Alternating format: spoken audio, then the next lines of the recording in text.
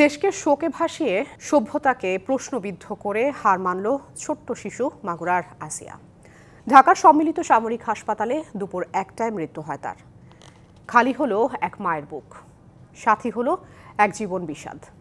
নিকট আত্মীয়ের হাতে অকল্পনীয় পাশবিক নির্যাতনের শিকার হয়েছিল 8 বছরের শিশু আসিয়া। তার মৃত্যুতে শোক জানিয়েছেন প্রধান উপদেষ্টা ও বাংলাদেশ সেনাবাহিনী।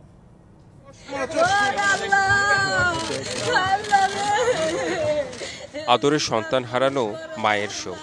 এই শোক বুঝে শুধু সে যে হারায় আপনজন, আর সে যদি হয় নারী ছেঁড়া ধন, তাকে হারানোর কষ্ট কি থামে এমন গগন বিদারী কান্নায়?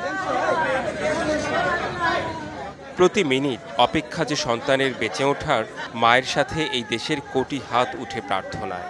তার চিরবিদায়ের খবর মায়ের সাথে নাড়িয়েছে পুরো দেশকেই।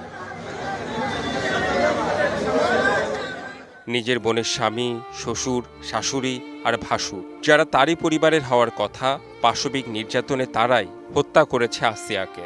নিষ্পাপ ছোট্ট রুগ্ন শরীরটা বেঁচে থাকার লড়াই করছিল অন্তত 7 দিন ধরে। প্রথমে ঢাকা মেডিকেল, পরে সম্মিলিত সামরিক হাসপাতালে সবাই সেই লড়াইয়ে দাঁড়িয়েছিল আসিয়ার পাশে। বেঁচে থাকার এই যুদ্ধে শেষ পর্যন্ত হেরে গেল একটি ফুল, নাকি হারল সভ্যতা?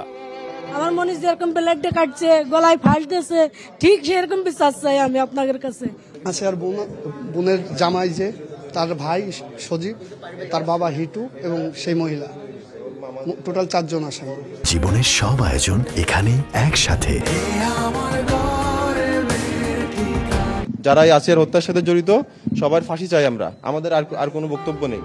10 মার্চ আসিয়াকে লাইফ সাপোর্ট থেকে নেওয়া হয় শিশু নিবিড় পরিচর্যা কেন্দ্রে। তার পরদিন আসে চোখের পাতা নাড়ার মতো সুখবরও। কিন্তু বৃহস্পতিবার আরও 2বার হৃদযন্ত্র বন্ধ হয় আসিয়ার। চিকিৎসা বিজ্ঞানের ভাষায় যাকে বলা হয় কার্ডিয়াক অ্যারেস্ট। দ্বিতীয়বার প্রায় 30 মিনিট সিপিআর দেওয়ার পর হৃদস্পন্দন ফিরলেও সাড়া দেয়নি মস্তিষ্ক। কোমা স্কেলে সবশেষ 3 মাত্রায় পৌঁছে যাওয়ার পর দুপুরে আসিয়ার মৃত্যুর খবর দেয় আইএসপিআর। আসিয়া যদি ফিরত, তাহলে দেখত তার ছোট্ট শরীরে যারা ধর্ষণের মতো পাশবিক কষ্ট দিয়েছে, নিয়ে গেছে মৃত্যুর মুখে, তাদের বিচার চেয়ে ফুঁসে উঠছে দেশ। কিন্তু চিকিৎসা বিজ্ঞানের মরিয়া চেষ্টা, সব প্রার্থনা ও পথ চাওয়া পেছন ফেলে আসিয়া এখন চিরঘুমের রাজ্যে।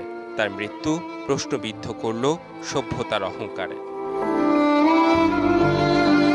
Redwan Ahmed, DBC news, Dhaka.